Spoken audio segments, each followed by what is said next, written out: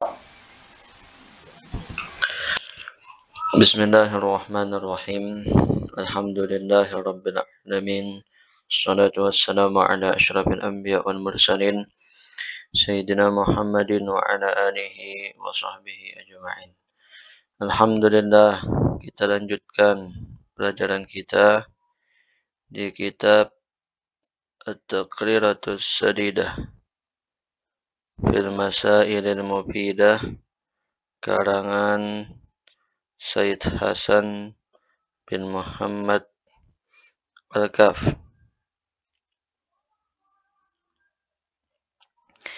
Kita sudah sampai di masail.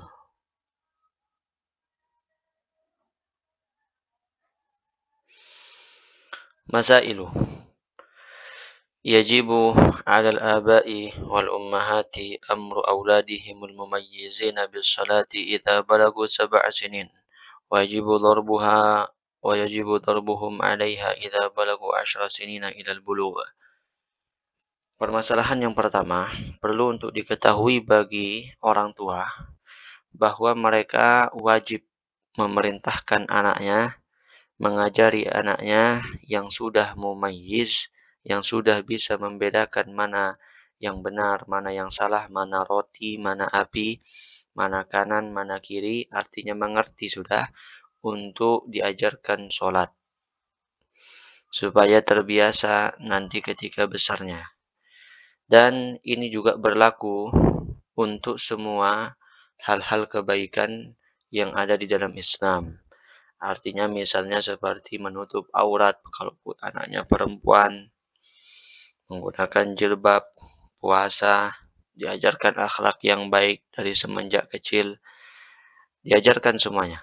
Membaca Al-Quran, mengaji, nah itu semua diajarkan supaya nanti ketika besar terbiasa dengan hal-hal kebaikan. Cinta kepada Islam, mengajarkan cinta kepada Rasulnya, mengetahui kitabnya, mengetahui Rasulnya, mengetahui Allah Subhanahu wa Ta'ala secara global. Apabila mereka sudah sampai 7 tahun dan boleh untuk dipukul apabila mereka sudah sampai 10 tahun sampai mereka balik apabila enggak mau sholat. Tapi perlu diketahui di sini memukulnya ghairu mubarrihin, tidak sampai luka, tidak sampai apalagi patah. Bukan itu yang dimaksudkan. Cukup dengan peringatan. Pukul memperingati maksudnya, bukan dipukul keras-kerasan ya. Kasihan. Nah, itu permasalahan pertama, cara mendidik anak bagi orang tua. Ada permasalahan yang kedua, mas'alatuz zawalil mani. Permasalahan hilangnya mani. Mani artinya penghalang, bukan mani, tapi ada ainnya, mani artinya penghalang. Apa itu masalah zawalul mani, hilangnya penghalang, maksudnya bagaimana? Suratuha, gambarannya. Ayyadkhula waqtu shalah wa syakhsu mimman la tajibu alaihi shalah liwujudi mani'in minal mawani' haidin aw jununin aw ghairihima thumma yazulu hadzal mani'. Al-hukmu idza zala al-mani' wa qad baqiya min khurujil waqti qadru takbiratil ihram fa akthar lahadatan fa akthar wajaba qada'u tilka shalah. Masalahnya, gambarannya, waktu sholat sudah tiba. Nah ini, waktu sholat sudah tiba. Misalnya zuhur, sudah masuk waktu zuhur. Ada orang yang nggak wajib sholat. Kenapa dia nggak wajib sholat? Karena adanya mani, ada penghalang. Penghalangnya apa? Haid misalnya. Karena orang haid kan nggak wajib sholat. Penghalang untuk dia sholat apa? Haid. Atau dia gila, atau selainnya. Kemudian hilang penghalangnya di saat masuk waktu sholat itu. Hilang penghalangnya. Artinya berhenti dia haid. Suci. Harus mandi. Bagaimana hukumnya? Hukumnya apabila hilang penghalangnya dan masih tersisa waktu sholat itu seukuran takbiratul ihram atau lebih, maka wajib diqadha sholat itu. Misalnya contoh, masuk waktu zuhur. Kemudian asar, contoh ambil jam 3 pas sudah masuk asar. Penghalangnya, haidnya hilang di jam 2.50.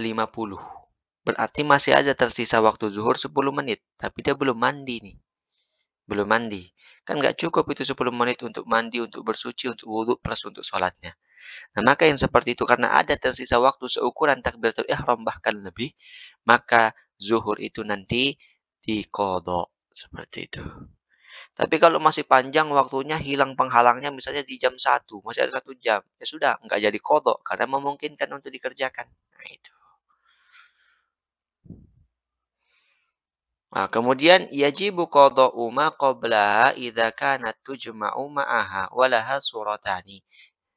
Al-awwal, yang pertama, yazulal mani waqta salatil asri fayajibu alaihi ada'uha wa qada'udz zuhr. Yazulal mani waqta salatil isya fayajibu alaihi ada'uha wa qada'ul maghrib. Nah, dan dikatakan kelanjutan dari pembahasan yang tadi, wajib mengqadha salat sebelumnya kalau memang salat itu memungkinkan untuk dijamak.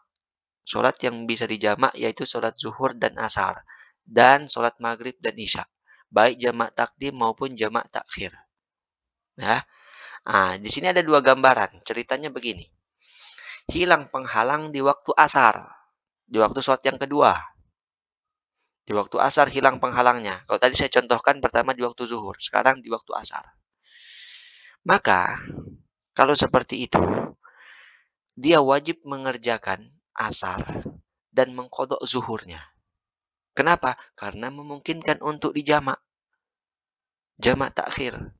Ya kan?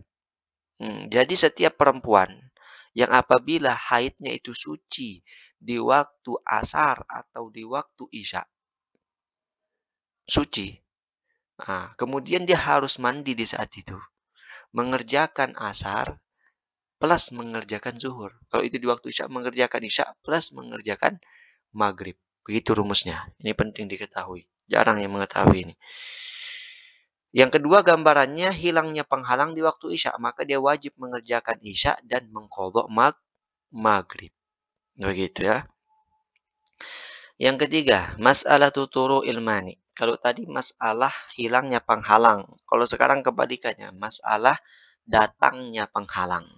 Bagaimana gambarannya? Suratuha ayyadukhulal waqt wa syakhsu mimman tajibu alaihi shalah thumma tara alaihi mani'un yamna'u wujubas shalah haidun aw junun aw ghairuhuma. Al-hukmu nanzuru.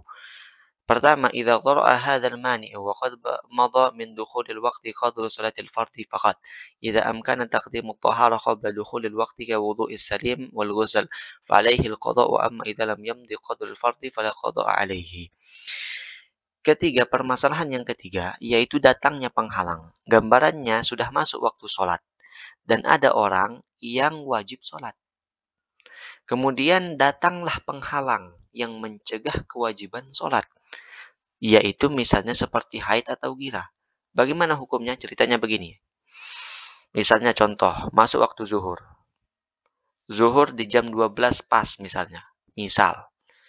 Kemudian, orang ini ketika masuk waktu zuhur nggak langsung sholat. Tapi ditunda dulu sholatnya. Dia baru sholat di jam 12.30. Ada jarak 30 menit semenjak masuknya waktu zuhur. Kemudian di jam 2.30, jam 12.30, ternyata dia datang haidnya di situ. Dan dia belum sholat. Padahal ada waktu sholat tadi. Gimana yang seperti ini? Maka diperinci. Bagi orang yang sehat, artinya bisa mendahulukan toharoh sebelum masuk waktu. Seperti wudhunya orang yang sehat dan mandinya orang sehat. Kalau memungkinkan, kalau belum lewat,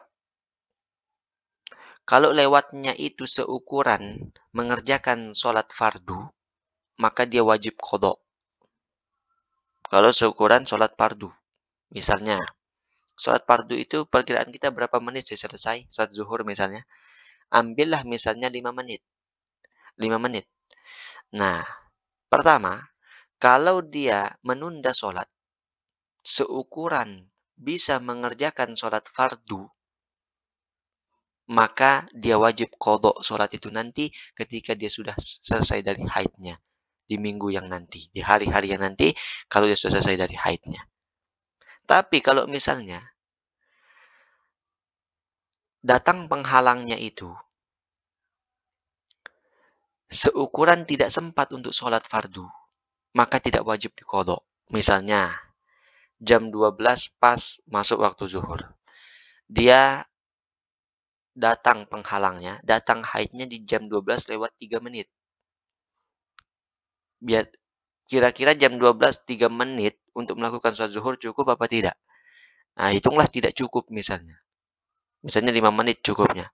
Nah, berarti dia tidak perlu mengqadha nanti sholat zuhurnya. Kenapa? Karena tidak memungkinkan mengerjakan sholat fardu. Nah, itu diperhatikan. Tapi kalau sudah 30 menit, berarti dia nanti qadha yang sholat zuhur itu nanti. Yang kedua, wa idza tara al-mani' wa qad madha min dukhulil waqti qadra shalah wa taharah idza lam yumkin taqdimu taharah katayammumin wa wudhu'in da'imil hadath sadisil baul wal madhi wal mustahadah fa alaihi al-qada' kadzalik. Wa amma idza lam yumdi qadru taharah fal fardu qadru taharah wal fardhi fal qada' alaihi. Yang kedua, bagi orang yang menderita penyakit sadisil baul atau orang yang selalu ada hadasnya. Ada orang yang menderita penyakit istihadah misalnya. Kan darahnya keluar terus, kencingnya keluar terus. Orang yang seperti itu tidak mungkin mendahulukan toharoh duluan. Karena dia baru boleh sholat ketika sudah masuknya waktu. Maka orang yang seperti ini diberikan jarak waktu lebih lama dibandingkan dengan yang tadi sebelumnya. Kalau tadi seukuran sholat fardu saja. Sekarang seukuran sholat fardu plus bersucinya. Plus toharohnya, plus wudhunya, plus bersucinya. Nah, kira-kira berapa menit itu? Hitunglah misalnya 15 menit, misalnya contoh. Maka kalau dia tidak mengerjakan sholat, sudah masuk waktu, lewat dari 15 menit, maka dia wajib qadha. Tapi kalau dia tidak lewat dari 15 menit, belum sholat, dan keluar darahnya, kurang dari 15 menit, maka dia tidak wajib qadha. Begitu pemahaman mudahnya. Kemudian yang keempat, qadha'us shalah. Yajibu qada'us shalawatil maktubat idza fatat mutlaqan sawa'un akanat bi udhrin am bi ghairi udhrin. Wajib mengqadha salat 5 waktu apabila tertinggal. Wajib diqadha. Baik tertinggalnya itu disebabkan karena uzur atau bukan karena uzur. As-shalawatul fa'itatu bi ghairi udhrin yajibu qada'uha 'ala al-fawr wa la yajuzu ishtighal bin nawafil wa ghairiha hatta tuqadha. Salat yang ditinggalkan tanpa adanya uzur, artinya dia lalai, sengaja atau lalai sebabnya apa, maka wajib diqadha 'alal fauri. 'Alal fauri artinya segera, langsung kapan dia ingat. Nggak harus mengqadha salat itu misalnya dia meninggalkan salat zuhur, nggak harus diqadha waktu zuhur di kemudian harinya. Tapi langsung qadha kapan dia ingat. 'Alal faur. Begitu. Itu kalau dia meninggalkan salat tanpa ada uzur. Dan dia tidak boleh menyibukkan diri dengan sholat sunnah. Orang kalau punya hutang qadha, dijelaskan dalam kitab Fathul Mu'in, haram untuk dia melakukan sholat sunnah. Nggak boleh dia sholat sunnah qobliyah ba'diyah. Sebelum dia lunaskan hutang qadhanya. Nah itu. As-shalawatul fa'idatu bi'udhrin yajibu qadha'uha walakin ala tarakhi. Nah perbedaannya yang ini. Sholat yang ditinggalkan adanya uzur, maka wajib diqadha tapi alat tarakhi, boleh nanti-nantian. Nggak harus seketika itu, seperti yang ditinggalkan tanpa uzur tadi. Kalau itu harus segera. Kalau ini nggak apa-apa nanti-nanti. Kemudian, yundabut tertibu fi qada'il fawaiti bi'udhrin. Yajibut tertibu fi qada'il fawaiti bighairi udhrin. Wa yajibu taqdimul faitati bighairi udhrin. Alal faitati bi'udhrin. Idza fatatis salatu bi'udhrin بغير عذر وجب تقديمها على الحاضرة إلا إذا خشي فوات وقت الحاضرة كما قال صاحب صفة الزبد والفور والترتيب فيما فات أولى لمن لم يختشي الفوات. Kemudian disunnahkan tertib dalam mengqadha salat yang ditinggalkan dengan sebab uzur. dia tinggalkan sholat, sebabnya tinggalkan sholat ada uzurnya, ada uzur yang dibenarkan. Maka disunnahkan tertib cara mengqadha'nya. Misalnya zuhur dulu, baru asar, baru baru apa? Baru maghrib, isya, subuh, tertib. Tapi kalau dia tinggalkan tanpa adanya uzur, maka mengqadha'nya itu wajib dengan cara tertib. Kalau tadi sunnah, artinya boleh saja. Kalau dia misalnya tinggalkan dengan uzur, boleh dia zuhur, kemudian isya, kemudian maghrib, kemudian asar, boleh acak. Tapi bagusnya tertib. Tapi kalau dia meninggalkan sholat tanpa ada uzur, wajib tertib. Nah, itu. Dan wajib mendahulukan sholat yang ditinggalkan tanpa adanya uzur terhadap sholat yang ditinggalkan dengan adanya uzur. Dahulukan dulu sholat yang ditinggalkan tanpa ada uzur kalau mau diqadha. Kemudian apabila dia terluput ketinggalan sholat, tidak melakukan sholat dengan sebab tidak adanya uzur, maka dia wajib mendahulukan sholat yang dia tinggalkan itu, sholat qadha yang dia tinggalkan tanpa uzur itu, terhadap sholat yang dia mau kerjakan di waktu itu. Misalnya tadi dia nggak sholat zuhur.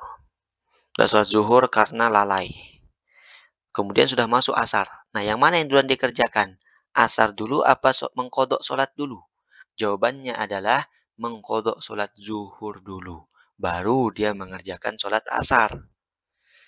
Kecuali apabila mepet waktu asar, sehingga kalau dia mengerjakan kodok zuhur dulu, maka waktu asar sudah habis, tidak sempat mengerjakan asar.